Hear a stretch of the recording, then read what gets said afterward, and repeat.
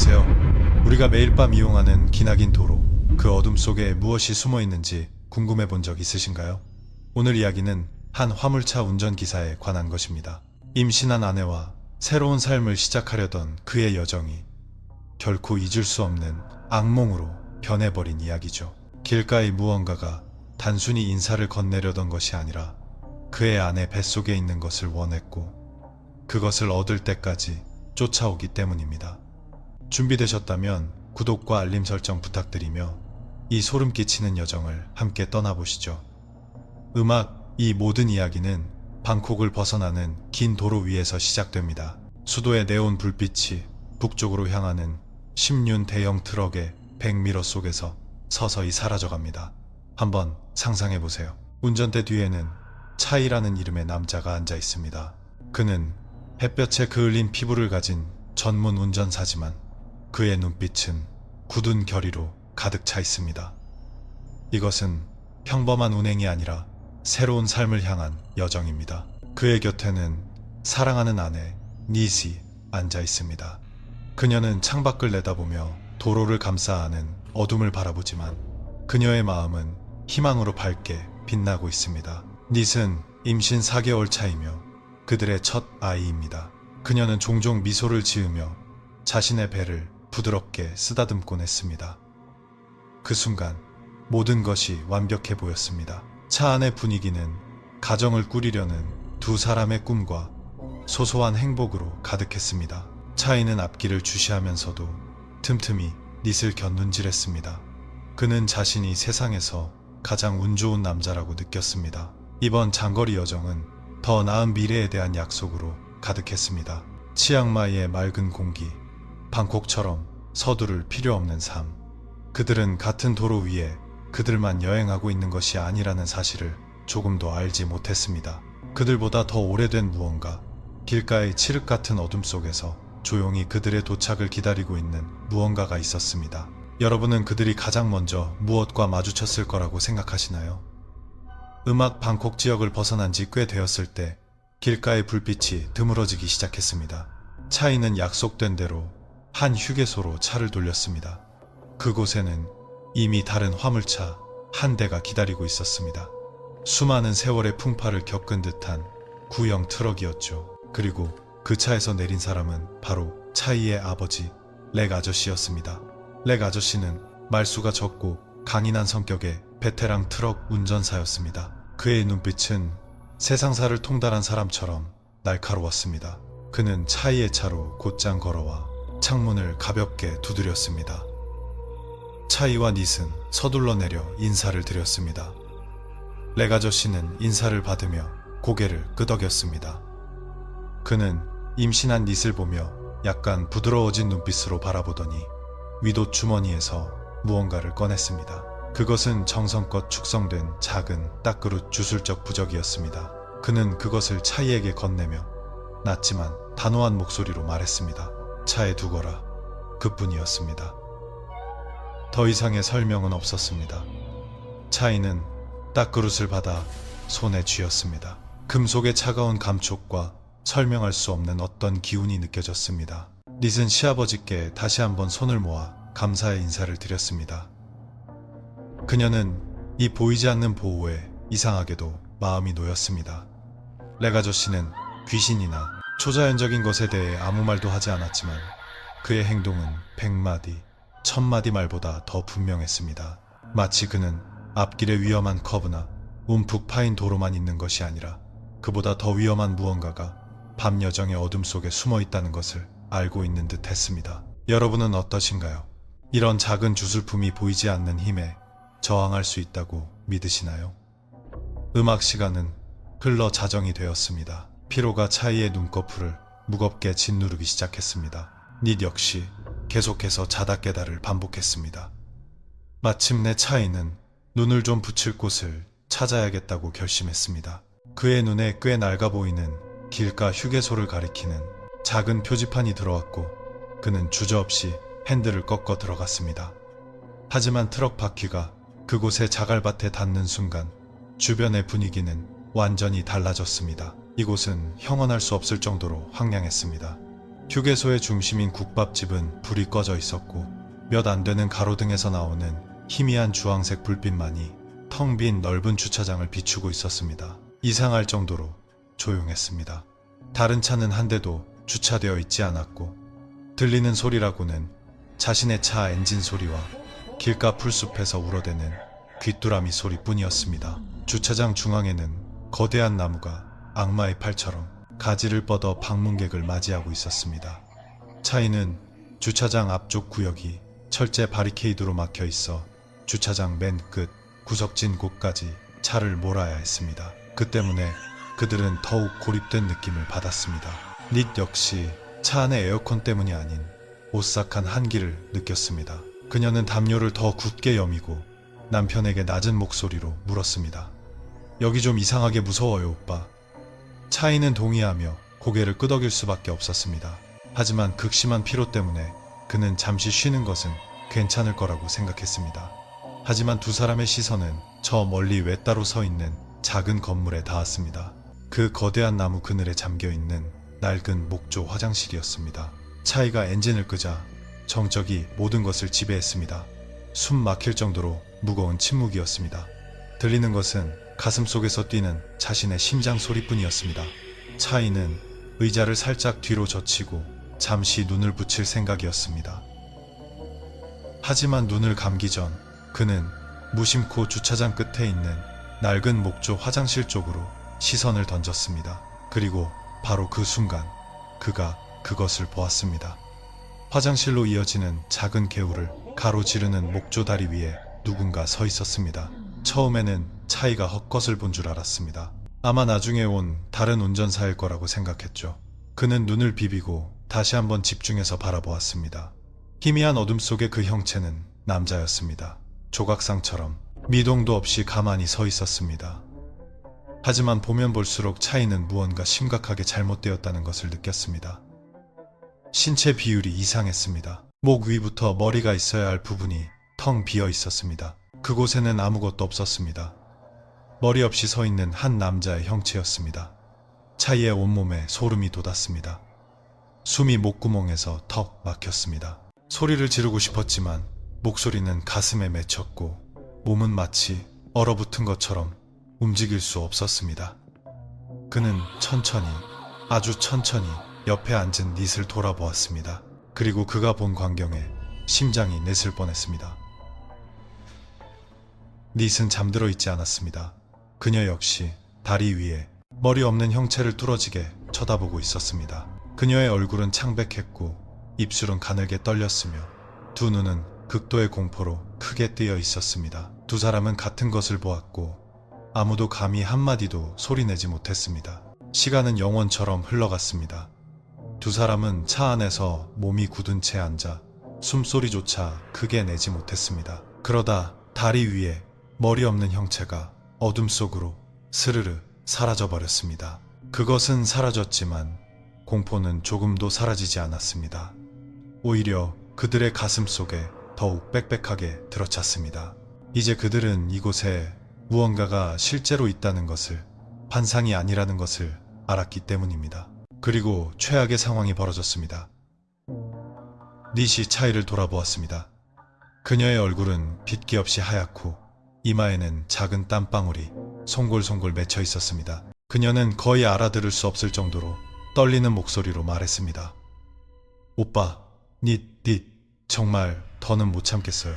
배가 너무 아파요. 그렇습니다. 그것은 차이가 가장 듣고 싶지 않았던 말이었습니다. 오랫동안 소변을 참은 임산부가 얼마나 고통스러울지는 우리도 짐작할 수 있습니다. 그 순간 차이의 머릿속은 혼란으로 가득 찼습니다. 한쪽은 죽음에 대한 공포, 다른 한쪽은 고통받고 있는 아내와 뱃속의 아이에 대한 걱정이었습니다. 그는 끈적끈적한 침을 힘겹게 삼키고는 남편이자 아버지가 해야 할 선택을 내렸습니다.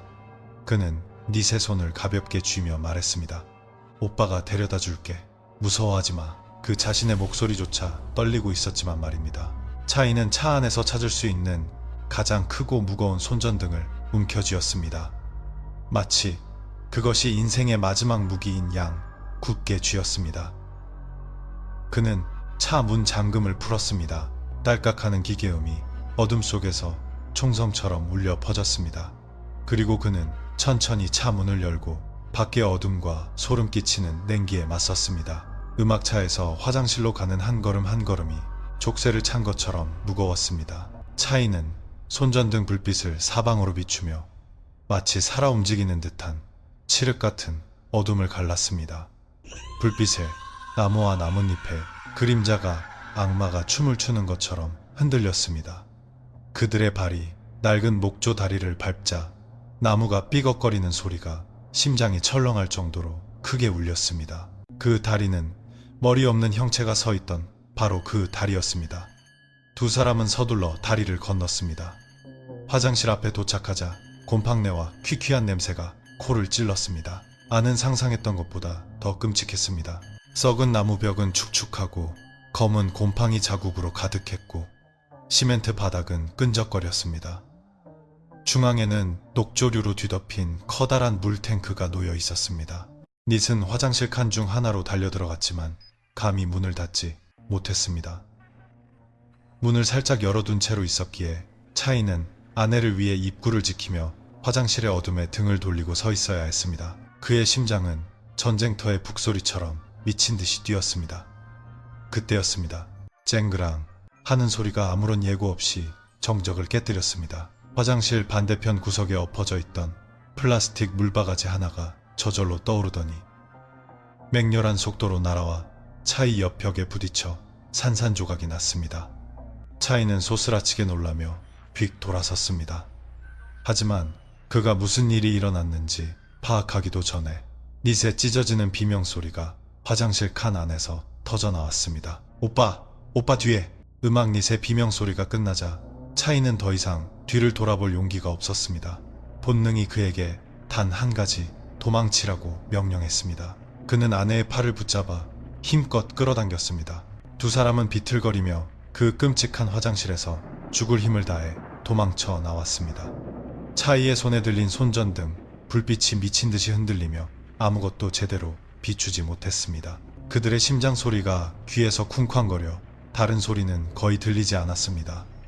차에 도착하자마자 두 사람은 서둘러 운전석으로 기어들어가 쾅 소리를 내며 문을 닫았습니다. 차이는 즉시 모든 문을 잠갔습니다. 둘은 땀으로 흠뻑 젖은 채 헐떡이며 앉아 있었습니다. 마침내 살았다고 생각했습니다. 하지만 그들이 안도의 한숨을 채 내쉬기도 전에 둔탁하고 강렬한 마치 누군가 큰 망치로 내리치는 듯한 쿵 소리가 운전석 쪽 문에서 울렸습니다. 그리고 다시 쿵 소리는 점점 더 빨라졌고 차 전체가 흔들렸습니다. 차이는 몸이 굳었습니다. 그는 남아있는 모든 용기를 끌어모아 억지로 옆 거울을 쳐다보았습니다. 그리고 그 거울에 비친 것은 바로 머리 없는 귀신의 형상이었습니다. 그것은 자신의 몸을 이용해 미친 듯이 그의 차문을 들이받고 있었습니다. 동시에 닛은 울음을 터뜨리며 그들이 막 도망쳐 나온 화장실 쪽을 떨리는 손으로 가리켰습니다. 차이는 그곳을 따라보았고 낡은 목조 화장실 지붕 위 바로 그곳에 흰 옷을 입은 여자가 앉아 있었습니다. 그녀는 인간의 것이라고는 할 수 없는 각도로 목을 꺾은 채 가만히 앉아 텅 비었지만 원한으로 가득 찬 눈으로 그들의 차를 응시하고 있었습니다. 그것은 격렬한 공격보다 더 끔찍한 광경이었습니다. 그제야 그들은 오늘 밤이 아직 끝나지 않았다는 것을 깨달았습니다. 그들은 이곳에 갇혔고 할 수 있는 일은 서로를 껴안고 떨며 동이 트기만을 기도하는 것뿐이었습니다. 음악 인생 최악의 밤이 지나고 첫 햇살이 비치자마자 차이는 엑셀을 밟아 그 죽음의 휴게소를 즉시 빠져나왔습니다. 다시는 뒤돌아보지 않았습니다. 하루 종일 차 안의 분위기는 숨막히는 침묵으로 가득했습니다. 아무도 입을 열지 않았지만 공포는 여전히 두 사람의 눈빛에 깊이 새겨져 있었습니다. 닛은 렉 아저씨가 준 딱그릇을 손이 땀으로 흠뻑 젖도록 꽉 쥐고 있었습니다.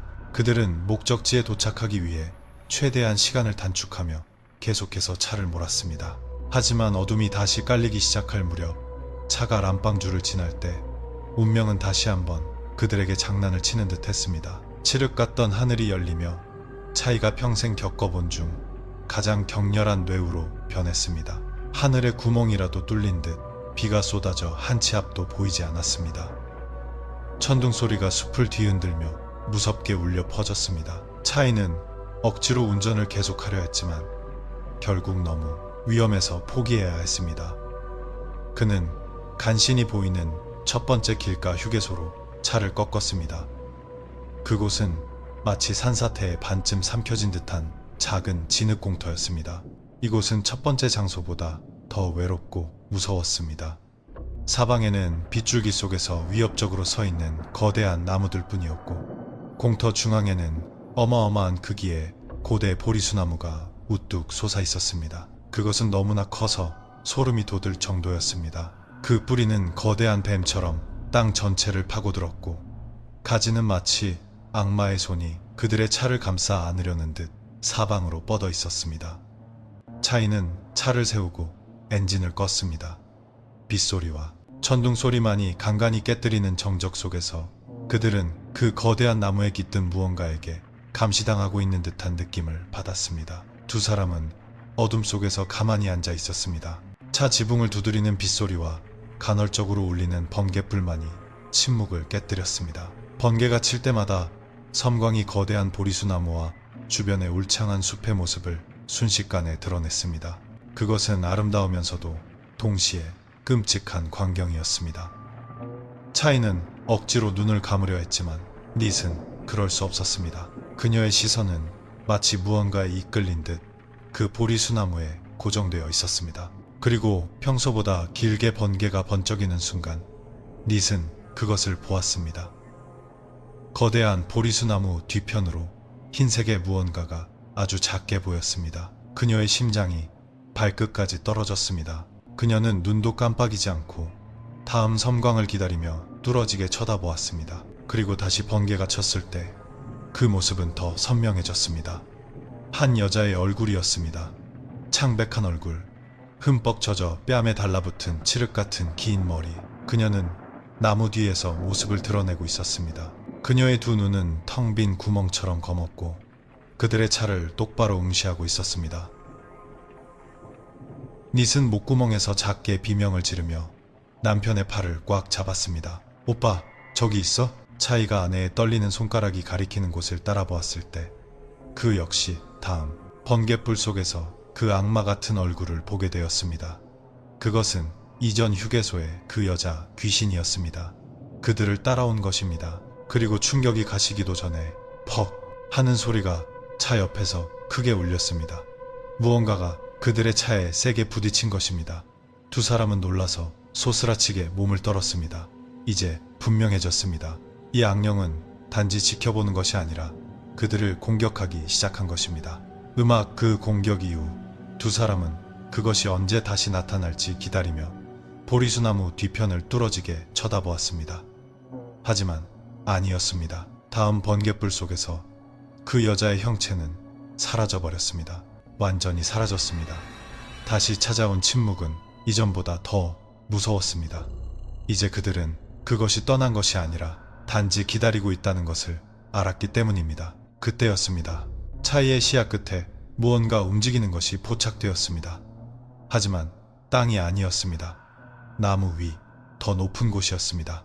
그는 손전등을 집어들고 빗줄기를 뚫고 그 강력한 빛을 거대한 보리수나무 줄기를 따라 위로, 더 위로 비추었습니다. 그리고 빛은 거대한 나뭇가지 하나에 멈춰 섰습니다. 그곳에 나타난 광경은 숨이 땄을 정도로 끔찍했습니다.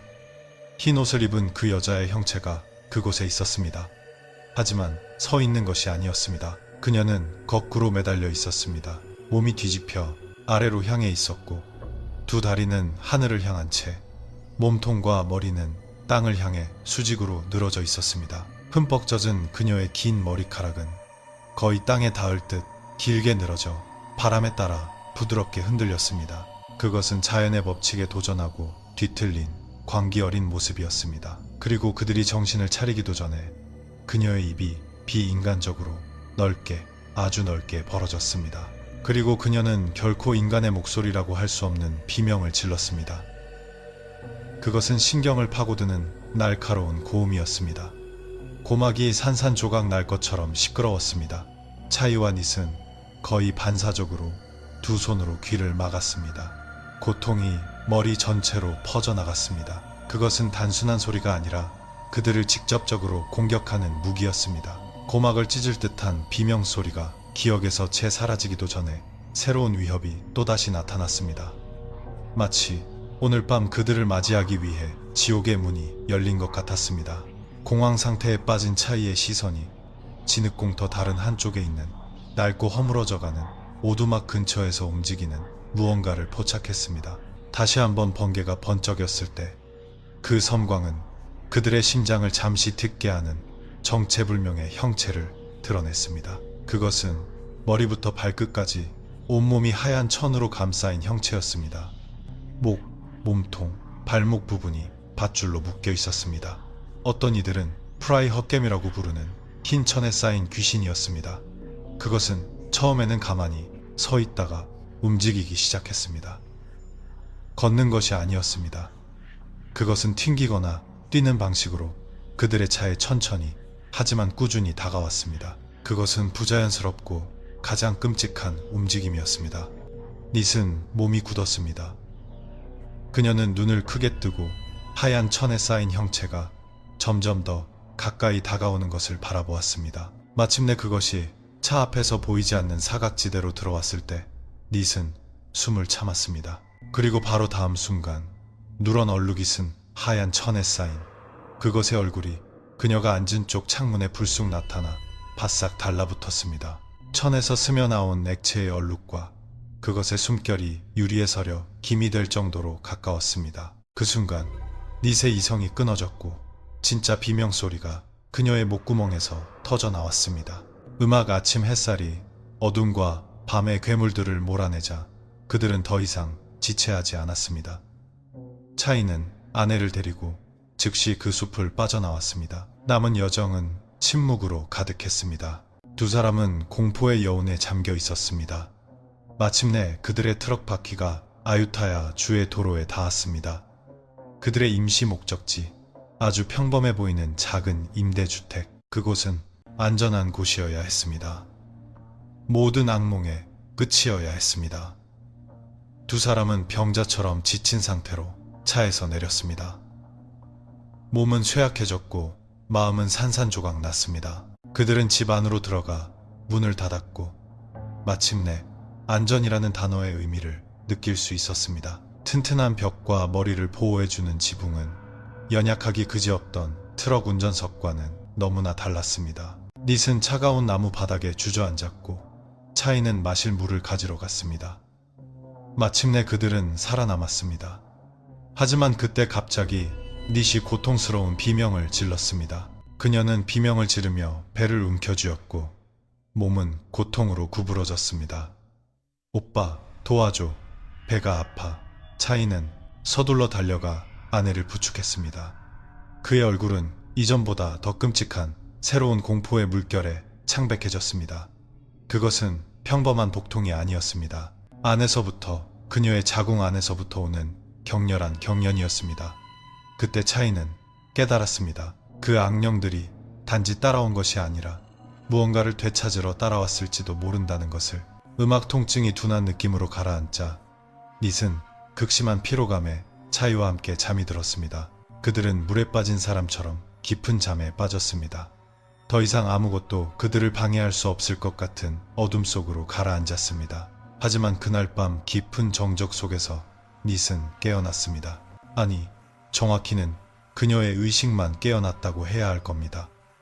그녀의 몸은 저주에 걸린 것처럼 꼼짝도 하지 않고 누워 있었습니다. 눈꺼풀은 돌덩이를 올려놓은 것처럼 무거웠고 움직일 수 있는 것은 극도의 공포에 질려 이리저리 굴러가는 눈동자뿐이었습니다. 그렇습니다. 이것은 태국 사람들이 피암이라고 부르는 증상, 바로 가위 눌림이었습니다. 남편 차이는 손만 뻗으면 닿을 거리에 깊이 잠들어 있었지만 그녀는 소리를 지르거나 몸을 움직여 도움을 청할 수 없었습니다. 그녀는 자신의 몸 안에 갇혀버렸습니다. 그리고 침실의 가장 어두운 구석에서 흰 옷을 입은 그 여자의 형체가 서서히 나타났습니다.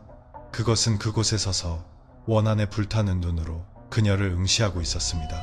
그것의 모습은 지금까지 봤던 것보다 더 선명했습니다. 낡고 해진 옷, 새 둥지처럼 헝클어진 머리카락, 그리고 그것은 마른 나뭇가지처럼 앙상한 팔을 천천히 들어 올려 그녀를 똑바로 가리켰습니다. 그녀의 몸이 아니었습니다. 그것은 그녀의 배를 가리키고 있었습니다. 다음 순간 그것의 몸이 믿을 수 없을 정도로 빠른 속도로 돌진해 왔습니다. 그것은 더 이상 방구석에 있지 않았습니다. 그녀의 몸 위에 있었습니다. 닛은 숨을 쉴 수 없을 정도로 짓누르는 엄청난 무게와 얼음처럼 피부를 애는 듯한 차가운 냉기를 느꼈습니다. 그것의 차가운 손이 그녀의 배를 강하게 누르는 것이 느껴졌습니다. 그녀는 발버둥치고 비명을 질렀지만 그 모든 것은 마음속에서만 일어났을 뿐 어떤 소리도 새어나오지 않았습니다.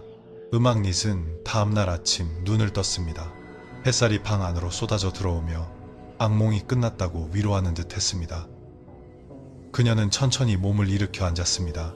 그리고 바로 그 순간 그녀는 그것을 느꼈습니다. 공허함, 경련성 통증은 사라졌지만 그녀의 자궁 안에 있던 또 다른 생명에 대한 느낌 또한 사라져버렸습니다. 그녀의 얼굴이 창백해졌습니다. 그녀는 서둘러 지난밤에 겪은 가위 눌림 이야기를 차이에게 했습니다. 차이는 스트레스로 인한 악몽일 뿐이라고 위로하려 했지만 두 사람의 마음속 깊은 곳에서는 그것이 그 이상일 수도 있다는 것을 알고 있었습니다. 그래서 그들은 확실히 확인하기 위해 가장 가까운 보건소에 가서 의사를 만나기로 결정했습니다. 그곳에서 인자해 보이는 나이든 여의사가 그들의 이야기를 듣고 즉시 초음파 검사를 해주었습니다. 검사실 안은 기계가 윙윙거리는 소리만 들릴 뿐 조용했습니다. 차이는 초조하게 흑백 화면을 응시하며 닛의 손을 꽉 잡았습니다. 시간은 느리게 흘러갔습니다. 의사는 닛의 배 위에서 계속해서 탐촉자를 움직였습니다. 하지만 그녀의 표정은 점차 진지함에서 의아함으로 그리고 마침내 걱정으로 변했습니다. 마침내 의사는 기구를 내려놓고 할 수 있는 한 가장 부드러운 목소리로 두 사람에게 말했습니다. 아무것도 보이지 않네요. 차이의 심장이 쿵 내려앉았습니다. 그게 무슨 말씀이세요, 의사 선생님? 의사는 천천히 고개를 저었습니다. 가져오신 이전 검사 결과에 따르면 아이가 지금쯤이면 선명하게 보일 만큼 자랐어야 해요. 하지만 지금 닛씨의 자궁은 비어 있어요. 비어 있다는 그 말은 두 사람의 머릿속에서 천둥소리처럼 울려 퍼졌습니다. 유산도 아니었고 출혈의 흔적도 없었습니다. 그들의 아이는 그저 음악 과학이 답을 줄 수 없고 슬픔이 감당하기에 너무 무거울 때 사람들은 마지막 수단인 믿음에 의지하곤 합니다. 두 사람의 사정을 알게 된 한 이웃이 안타까운 마음에 그 지역 주민들이 매우 존경하는 한 주술사를 찾아가 보라고 권했습니다. 영혼이 빠져나간 사람 같았던 차이와 닛은 그 조언을 따르기로 했습니다. 주술사의 집은 평화롭고 그늘진 태국 전통 목조 가옥이었습니다. 향과 약초 냄새가 사방에 은은하게 퍼져 있었습니다. 나이가 많아 보이는 작은 체구의 남자가 그들을 맞이했지만 그의 눈은 이상할 정도로 총명했습니다. 그들은 아직 모든 이야기를 꺼내기도 전이었습니다. 그는 잠시 닛의 얼굴을 뚫어지게 바라보았습니다. 마치 영혼까지 꿰뚫어보는 듯한 시선이었습니다. 그리고 그는 차분한 목소리로 말했습니다. 몸에 붙어왔던 것은 그놈이 먹어치웠어. 차이와 닛은 온몸이 마비되는 듯 했습니다. 그는 이어서 설명했습니다. 여정 중에 특히 닛이 가장 약해졌을 때 그녀는 굶주린 악령이 있는 장소를 지나쳤다고 했습니다. 그것은 임산부와 태아를 특별히 노리는 그라스나 프라이 같은 종류의 귀신이었습니다. 그것은 순수한 존재의 냄새를 맡았고 그 생명을 자신의 에너지로 삼기 위해 따라온 것이었습니다. 닛이 가위 눌림 속에서 겪은 일은 꿈이 아니라 그 악령이 자신의 의식을 성공적으로 마친 순간이었습니다. 그는 큰 규모의 액땜 의식을 거행하고 주문을 외우며 성수를 뿌려 닛에게 얽힌 저주의 끈을 끊어냈습니다. 그것은 아이를 되찾기 위한 의식이 아니었습니다. 이미 너무 늦었기 때문입니다. 그것은 닛의 목숨을 구하고 그 악령에게 더 이상 시달리지 않도록 하기 위한 의식이었습니다. 두 사람은 공허한 마음으로 그 집을 나섰습니다. 슬픔은 여전했지만 이제 그것은 가장 끔찍한 진실로 채워졌습니다. 그들의 아이는 사라진 것이 아니라 어둠의 세계에서 온 괴물에게 빼앗긴 것이었습니다. 음악 시간은 상실로 인한 마음의 상처를 결코 진정으로 치유하지 못합니다. 단지 그 고통과 함께 살아가는 법을 가르쳐 줄 뿐입니다. 차이와 닛은 앞으로 나아가기 위해 필사적으로 노력했지만 이전의 임대주택은 고통스러운 기억의 그림자로 가득했습니다. 방 구석구석이 그들이 잃어버린 것을 상기시켰습니다. 마침내 그들은 이사를 해야 한다고 결정했습니다. 잊기 위해서가 아니라 계속 숨 쉴 힘을 얻기 위해서였습니다. 그들은 아유타야 반대편에 새로운 임대주택을 구했습니다. 조용한 골목에 있는 평범한 단층 연립주택이었습니다. 그들은 이곳이 진정한 새로운 시작이 되기를 바랐습니다. 하지만 운명은 아직 그들을 쉽게 놓아줄 생각이 없는 듯 했습니다. 이사 첫날 청소를 할 때부터 닛은 이상한 냄새를 맡기 시작했습니다. 공기 중에 배어있는 이상한 냄새, 곰팡내나 페인트 냄새가 아니었습니다. 그것은 오래되어 말라붙은 피냄새와 비슷한 희미한 비린내였습니다. 하지만 이 집에서 가장 이상한 것은 화장실이었습니다.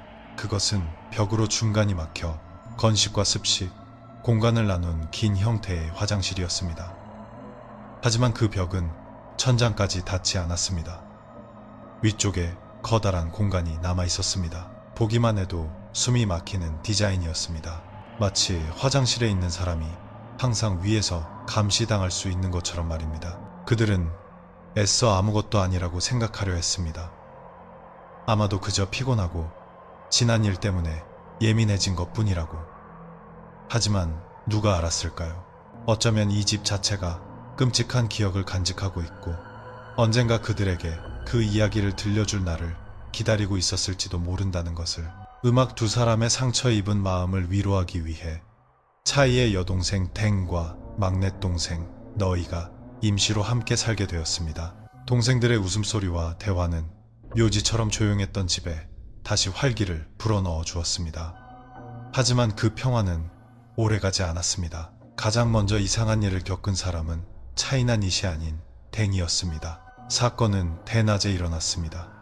댕은 화장실에 변기가 있는 쪽을 사용하고 있었습니다. 그녀가 볼일을 보는 동안 아무런 이유 없이 목덜미에 오싹한 한기가 느껴졌습니다. 그것은 누구나 잘 아는 전형적인 느낌. 누군가에게 주시당하는 듯한 느낌이었습니다. 그녀는 잠시 가만히 앉아 귀를 기울여 보았지만 자신의 소리 외에는 아무것도 들리지 않았습니다. 하지만 그 느낌은 사라지지 않았습니다. 점점 더 선명해져서 참을 수 없을 정도가 되었습니다. 댕은 천천히 고개를 들어 변기와 샤워 공간을 나누는 벽 위쪽에 커다란 공간을 바라보았습니다. 그리고 그녀는 보았습니다. 그녀와 비슷한 또래로 보이는 한 젊은 여자가 그 벽 위에 걸터 앉아 다리를 천천히 흔들고 있었습니다. 그녀는 평범한 원피스를 입고 있었고 얼굴은 창백했으며 눈빛은 슬퍼 보였습니다. 하지만 댕을 거의 기절하게 만든 것은 그 젊은 여자의 목 주위에 짙은 멍 자국처럼 남은 밧줄 자국이었습니다. 그것은 사납거나 흉측한 귀신은 아니었지만 마치 무언가의 깊이 생각에 잠긴 듯 조용히 그곳에 앉아 있었습니다. 그리고 그것이 오히려 더 소름 끼쳤습니다. 댕은 입을 벌렸지만 아무 소리도 나오지 않았습니다. 그녀는 아무것도 할 수 없었습니다. 그저 몸이 굳은 채로 벽 위에 그 슬픈 형체를 바라볼 수밖에 없었습니다. 당연히 댕이 정신을 차리고 화장실에서 겪은 일을 모두에게 이야기하자 집안의 분위기는 즉시 바뀌었습니다. 안전한 안식처가 되기를 바랐던 집은 이제 의심으로 가득한 공간이 되었습니다. 모두가 두려움 속에서 살았고 아무도 감히 혼자 화장실에 들어가지 못했습니다. 그리고 며칠 후 밤, 악몽은 누구도 부정할 수 없는 형태로 다시 그들을 찾아왔습니다. 그날 밤에는 거센 뇌우가 몰아쳤습니다. 바람은 무서울 정도로 강하게 불었고 천둥 소리는 집 지붕 위에서 요란하게 울렸습니다. 그래서 가족 모두는 서로에게 의지가 되기 위해 거실에 모여 있었습니다. 차이는 여전히 우울해하는 닛을 안고 있었고 댕은 천둥소리에 무서워 떠는 막내 동생 너희를 달래고 있었습니다. 그때였습니다. 꽝! 하는 소리와 함께 이전보다 더 가까운 곳에 번개가 내리꽂혔고 눈이 부실 정도로 밝은 섬광이 터졌습니다. 그리고 대나처럼 환해진 그 찰나의 순간 모두가 동시에 그것을 보았습니다. 커다란 창문 밖에 한 여자의 얼굴이 유리에 바싹 붙어 있었습니다. 빗물에 흠뻑 젖은 창백한 얼굴, 두 눈을 크게 뜨고 슬픔에 잠겨 마치 울고 있는 듯한 표정으로 집안을 들여다보고 있었습니다. 그리고 목에는 그 짙은 밧줄 자국이 선명하게 보였습니다.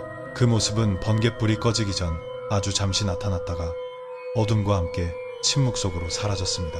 모두가 충격으로 입을 벌렸고 곧이어 너희가 극도의 공포에 질려 울음을 터뜨렸습니다. 이번에는 더 이상 누군가 한 사람의 상상이 아니었습니다. 집안의 모든 사람이 두 눈으로 똑똑히 본 공포였습니다. 음악 그날 밤은 또다시 고요한 밤이었습니다. 숨 막힐 정도로 고요했죠. 차이는 목이 타는 듯한 갈증에 한밤중에 잠에서 깼습니다. 그는 닛을 깨우지 않으려 조용히 침대에서 일어나 물을 마시기 위해 부엌으로 향했습니다. 창문으로 새어 들어오는 달빛에 의지한 희미한 어둠 속에서 그는 가스레인지 앞에 누군가의 뒷모습이 가만히 서 있는 것을 보았습니다. 닛과 매우 비슷한 체형의 여성이었습니다.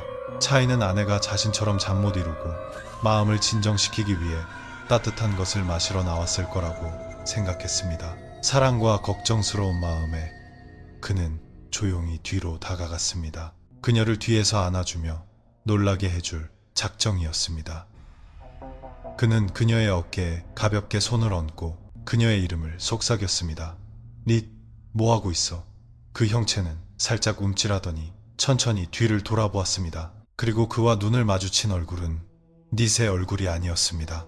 그것은 폭풍우 치던 밤에 보았던 바로 그 여자의 눈물로 흠뻑 젖은 창백한 얼굴이었습니다. 그녀의 눈은 극심한 고통으로 그를 응시했고 곧 그녀의 형체는 어둠 속으로 서서히 사라졌습니다. 다음날 아침 극도로 겁에 질린 차이는 더 이상 견딜 수 없다고 결심했습니다. 그는 골목에서 가장 나이가 많아 보이는 이웃에게 가서 그 집의 내력에 대해 물었습니다. 처음에는 이웃이 우물쭈물했지만 차이의 좋지 않은 안색을 보고는 마침내 진실을 털어놓았습니다. 몇 년 전 아버지 없는 아이를 임신한 한 10대 소녀가 있었습니다. 그녀는 남자친구에게 버림받고 수치심에 다른 출구를 찾지 못했습니다. 그래서 그녀는 그 집에서 목을 매 스스로 목숨을 끊었던 것입니다. 그것이 바로 비릿한 피냄새와 슬픔으로 가득 찬 영혼의 출처였습니다. 진실을 알게 된 차이는 더 이상 망설이지 않았습니다. 그는 비극이 되풀이되기 전에 닉과 모두를 데리고 이 집에서 최대한 빨리 도망쳐야 했습니다. 음악 세 번째 도피에는 더 이상 희망이 남아있지 않았습니다. 그것은 그야말로 막다른 길에서 죽기 살기로 도망치는 것이었습니다. 산산조각난 이 가족은 아유타야를 떠나 더 조용하고 멀리 떨어진 숲한 부리주로 향했습니다. 그들은 단지 영혼과 죽음이 맴돌지 않는 잠잘 곳을 원했습니다. 운명이 그들을 동정했는지 아니면 새로운 덫을 놓고 있었는지 그들은 믿을 수 없을 정도로 좋아 보이는 임대주택 하나를 발견했습니다. 그것은 꽤 큰 목조주택으로 넓은 마당이 있었지만 임대료는 믿기지 않을 정도로 쌌습니다. 집주인은 언뜻 보기에는 평범한 80대 노인처럼 보이는 할머니였습니다. 하지만 그녀의 모든 움직임은 놀라울 정도로 활기차고 기운이 넘쳤습니다. 그녀의 눈은 맑았고 노인의 기색이라고는 전혀 없었습니다. 할머니는 매우 친절해 보였고 그들에게 모든 것을 친절하게 설명해 주었습니다. 그녀는 넓은 집을 안내하다가 복도 맨 끝에 이르러 평범해 보이는 나무 문 하나 앞에서 멈춰 섰습니다. 그러자 그녀의 얼굴에서 미소가 순식간에 사라졌습니다. 그녀는 차갑고 진지하게 변한 목소리로 차이에게 말했습니다. 이 집 전체를 빌려주지만 이 방은 제외야. 그녀는 그 문을 가리켰습니다. 여긴 내 개인 창고야. 바깥에서 자물쇠로 잠가놨어. 규칙은 단 하나. 누구도 절대 이 문을 열면 안 돼. 지치고 다른 선택의 여지가 없었던 차이는 서둘러 고개를 끄덕이며 알겠다고 했습니다. 그들은 자신들이 지옥으로 통하는 문이 단 하나의 자물쇠로 잠겨있는 집으로 들어왔다는 사실을 전혀 모른 채 그 집을 임대하기로 했습니다. 음악 수판부리의 새 집에서의 첫 몇 밤은 이상할 정도로 조용하고 평화로웠습니다. 상처 입은 가족은 서로를 다독이며 버텼습니다. 차이의 어머니도 아들과 며느리에게 힘이 되어주기 위해 와서 함께 지내게 되었습니다. 그들은 어쩌면 악몽이 정말 여기서 끝날지도 모른다는 희미한 희망을 품기 시작했습니다. 하지만 그들은 틀렸습니다. 셋째 날 밤 모두가 깊이 잠들었을 때 오직 차이의 어머니만이 불안한 마음에 거실에서 뒤척이고 있었습니다. 그때 그녀는 그것을 들었습니다. 조용히 긁는 소리, 마치 마른 손톱으로 나무를 긁는 듯한 소리. 그리고 그 소리는 복도 끝, 그 금지된 방의 문 앞에서 들려오고 있었습니다. 그녀는 즉시 일어나 앉았습니다. 심장이 마구 뛰었습니다.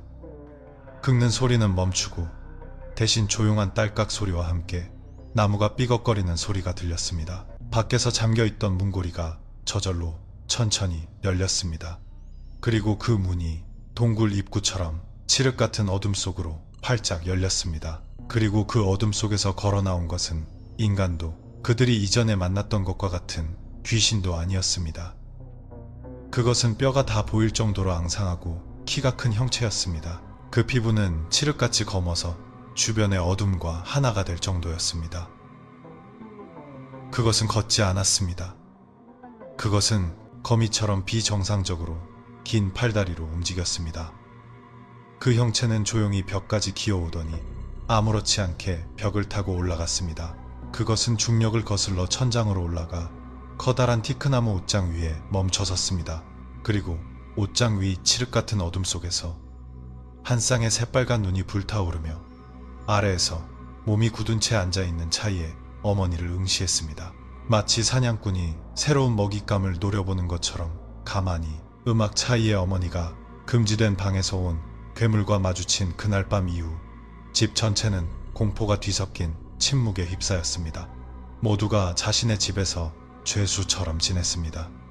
아무도 감히 혼자 돌아다니지 못했고 특히 그 의문의 방으로 향하는 복도는 더욱 그랬습니다. 그들은 집주인 할머니의 철칙이 깨졌다는 것을 알았고 이제 그 결과에 갇혀 지내야 했습니다. 며칠 후 해질 무렵 닛이 뒷마당에 무성한 정원으로 통하는 문이 있는 부엌에 있을 때였습니다. 그 문은 위아래가 나뉜 구식나무 문이었습니다. 닛은 모기를 막기 위해 열려있던 위쪽 문을 닫으려 손을 뻗었지만 문이 닫히지 않았습니다. 처음에는 문이 낡아서 뻑뻑한 줄 알았습니다. 그녀는 다시 한번 힘을 주어 밀어보았지만 여전히 마치 누군가 혹은 무언가가 반대편에서 밀고 있는 것처럼 꼼짝도 하지 않았습니다. 짜증과 불안감이 뒤섞인 채 그녀는 문을 닫기 위해 문을 자신 쪽으로 당겨보았습니다. 그리고 문이 살짝 열리는 그 순간 불에 탄 나뭇가지처럼 마르고 앙상한 누렇고 길고 날카로운 손톱을 가진 시커먼 손이 튀어나와 위쪽 문틀을 꽉 잡았습니다. 닛은 너무 놀라 비명도 지르지 못하고 몸이 굳었습니다. 그리고 그녀가 무언가 하기도 전에 문이 안으로 밀쳐졌고 그 괴물의 불에 탄 해골 같은 얼굴이 불쑥 나타났습니다. 그것의 새빨간 눈이 숨결이 닿을 거리에서 그녀의 눈을 깊숙이 들여다보았습니다. 그 광경이 마지막 한계였습니다. 닛의 의식이 끊어졌고 그녀는 정신을 잃고 바닥에 쓰러졌습니다. 음악 무언가 무거운 것이 쓰러지는 소리를 듣고 차이와 그의 어머니는 놀라 부엌으로 달려갔습니다. 그들이 본 것은 뒷문 옆 바닥에 정신을 잃고 쓰러져 있는 닛이었습니다. 문은 여전히 살짝 열려 있어 서늘한 밤바람이 집 안으로 불어들어오고 있었습니다. 그것은 피부를 벨듯이 이상하게 차가운 냉기였습니다. 그의 어머니가 며느리를 돌보는 동안 차이의 머릿속에서는 마치 뇌리에 번개가 내리꽂히는 듯 했습니다. 흩어져 있던 모든 퍼즐 조각이 이제 하나로 맞춰지며 완전한 가장 끔찍한 그림을 이루었습니다. 믿을 수 없을 정도로 싼 임대료의 큰 집, 나이 들었지만 비인간적으로 건강하고 민첩했던 집주인 할머니, 창고문을 열지 말라는 단 하나의 철칙, 그리고 그 방에서 나온 검은 괴물. 그것은 빙의도 집터신의 노여움도 아니었습니다. 그것은 의도적인 것이었습니다. 그는 분노와 깨달음에 주먹을 꽉 쥐어 핏줄이 붉어졌습니다. 그 할머니, 그녀는 주술을 부리고 있었던 겁니다. 그녀는 단지 집을 빌려준 것이 아니라 이 집에 귀신을 기르고 있었습니다. 그 검은 괴물은 홍프라이, 즉 그 방에 갇혀있던 사형마였습니다. 그리고 그녀가 사람들에게 집을 세준 이유는 그것에게 재물을 바치기 위해서였습니다. 그들 가족 전체의 공포와 고통, 그것이 그녀의 귀신을 강하게 만드는 최고의 재물이었고, 어쩌면 그것이 그녀가 평범한 사람과 달리 장수하고 건강한 이유였을지도 모릅니다. 그 순간 차이는 등골이 오싹해지는 것을 느꼈습니다. 진짜 악마는 흉측하고 무서운 검은 형체가 아니라 첫날 미소를 지으며 그들에게 집 열쇠를 건네준 인자한 얼굴의 노파였을지도 모릅니다. 닛이 깨어나 차이의 입에서 끔찍한 진실을 들었을 때 아무도 더 이상 말을 잇지 못했습니다. 논쟁도 복잡한 계획도 없었습니다. 오직 모두의 눈빛 속에 그들이 도망쳐야 한다는 명백한 공감대만이 있었습니다. 북쪽에서 새로운 삶을 시작하려던 꿈은 완전히 산산조각 났습니다. 이곳은 천국이 아니라 그들이 겪어본 중 가장 깊은 지옥이었습니다. 지금 당장 필요한 것만 챙겨 차이가 낮고 단호한 목소리로 명령했습니다. 모두가 할 수 있는 한 가장 빠르고 조용하게 움직였습니다. 그들은 더 이상 이사를 위해 짐을 싸는 것이 아니었습니다. 이것은 목숨을 건 피난이었습니다. 옷 몇 벌, 중요 서류, 선반 위의 불상, 모든 것이 가방에 되는 대로 쑤셔 넣어졌습니다. 방금 산 가재 도구들, 모든 가구는 미련 없이 버려졌습니다. 그것은 단지 물건이 아니었습니다. 그들은 모든 희망과 꿈을 이 저주받은 집에 버리고 가는 것이었습니다.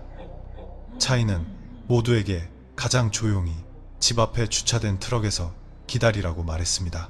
그는 시동을 단 한 번만 걸 것이며 차가 움직이면 절대 멈추거나 뒤돌아보지 않을 것이라고 했습니다. 그들은 아이를 앗아간 악령과 마주했고 슬픔에 찬 처녀 귀신과 마주했으며 마지막으로 늙은 마녀의 사형마와 마주해야 했습니다. 이제 충분했습니다. 평범한 인간이 감당하기에는 너무 벅찼습니다. 이것은 더 나은 곳을 찾아 떠나는 이사가 아니라 시작점으로 돌아가기 위한 도피였습니다. 적어도 그들의 공포를 먹이로 삼으려는 악마는 없는 방콕의 보금자리로 돌아가는 것이었습니다. 음악 트럭의 엔진 소리가 밤의 정적을 깨고 울려 퍼졌습니다. 차이는 단 1초도 지체하지 않았습니다. 그는 엑셀을 밟아 그 저주받은 집에서 뒤도 돌아보지 않고 뛰쳐나왔습니다. 그날 밤 돌아오는 길은 갈 때와는 천지 차이였습니다. 갈 때는 희망으로 가득했지만 돌아오는 길은 공포로 가득했습니다. 차 안의 모든 사람은 입을 굳게 다물었습니다. 아무도 감히 말을 꺼내지 못하고 그저 의심에 찬 눈으로 창밖 길가의 칠흑 같은 어둠을 깊이 응시했습니다. 나무 그림자 하나하나가 쫓아오는 검은 괴물처럼 보였고 마주오는 차의 불빛 하나하나에 심장이 철렁했습니다. 그들은 집주인 할머니가 부하들을 보내 쫓아올까봐 두려워했습니다. 하지만 아무 일도 일어나지 않았습니다. 도로는 고요했고 그들의 차만이 외롭게 달리고 있었습니다. 멀어지면 멀어질수록 안전하다는 느낌이 조금씩, 아주 조금씩 커졌습니다. 그리고 몇 시간이 흐른 후 마침내 그들은 지평선에서 수도의 주황색 불빛을 보았습니다. 방콕이라는 흰 글자가 쓰인 커다란 녹색 표지판이 눈앞에 나타났습니다. 그리고 바로 그 순간 모두가 짊어지고 있던 긴장의 벽이 무너져 내렸습니다. 안도의 눈물이 닛과 차이, 어머니의 뺨을 타고 흘러내렸습니다. 이곳은 더 이상 혼잡하고 지루한 도시가 아니었습니다. 그들의 느낌 속에서 이곳은 집이자 그들이 마주했던 초자연적인 것들로부터 안전한 방패였습니다. 길고 긴 악몽의 밤이 마침내 끝이 났습니다. 음악 몇 년이 흐르고 차이와 닛의 삶은 다시 평범해 보이는 궤도로 돌아왔습니다. 그들은 여전히 방콕에서 살았고 마침내 하늘의 자비로 2명의 사랑스러운 아이라는 징표를 선물 받았습니다. 아이들의 웃음소리는 행복을 채워주고 한때 그들의 집을 잠식했던 고독을 완전히 몰아냈습니다. 하지만 시간이 아무리 흘러도 어떤 상처는 결코 진정으로 아물지 않습니다. 그것은 단지 시간이라는 카펫 아래 숨어 있다가 기억이 다시 건드려질 날을 기다릴 뿐입니다. 차이와 닛은 그 죽음의 여정에 대해 다시는 이야기하지 않았습니다. 그것은 그들이 다시는 건드리지 않기로 맹세한 악몽과도 같았습니다. 하지만 고요한 밤마다 차이는 여전히 어둠 속 괴물의 모습을 보았고 닛은 여전히 자궁의 공허함을 느꼈습니다. 세상의 빛을 볼 기회조차 없이 빼앗긴 첫 아이에 대한 기억은 두 사람의 마음 가장 깊은 곳에 영원히 지워지지 않는 흉터로 남았습니다. 그들의 이야기는 우리가 보는 세상이 동전의 한 면에 불과하다는 것을 상기시켜줍니다. 모든 어둡고 외진 길, 모든 고대 거목, 또는 믿을 수 없을 정도로 좋아 보이는 값싼 임대주택에는 어둠 속에 무언가가 숨어 있을 수 있습니다. 우리와 함께 흘러가는 또 다른 세계. 그리고 운이 나쁘다면 단 한 번의 여정이 당신의 영혼에 평생 지워지지 않는 상처를 남길 수도 있습니다. 이것이 바로 차이와 닛의 인생을 영원히 바꿔놓은 여정의 모든 이야기입니다. 죽음의 휴게소에 있던 머리 없는 영혼에서부터 그들의 가장 소중한 것을 앗아간 여자 귀신의 추격, 그리고 마지막으로 악마가 숨어있는 임대주택에서의 필사의 탈출까지. 그것은 때때로 밤의 장거리 여행이 우리가 생각하는 것보다 훨씬 더 위험하다는 슬픈 증거입니다. 특히 우리가 귀한 것을 몸에 지니고 있을 때는 더욱 그렇습니다. 이 이야기는 우리가 믿든 믿지 않든 장소와 보이지 않는 존재에 대한 존중심을 갖는 것이 어쩌면 최고의 보호막이 될 수 있다는 교훈을 줍니다. 끝까지 함께 해주신 모든 분께 감사드립니다. 이 이야기에 대해 어떻게 생각하시나요? 댓글로 의견을 남겨주세요. 다음 공포 이야기를 놓치지 않도록 구독 잊지 마시고요. 그럼 다음 영상에서 뵙겠습니다. 안녕히 계세요.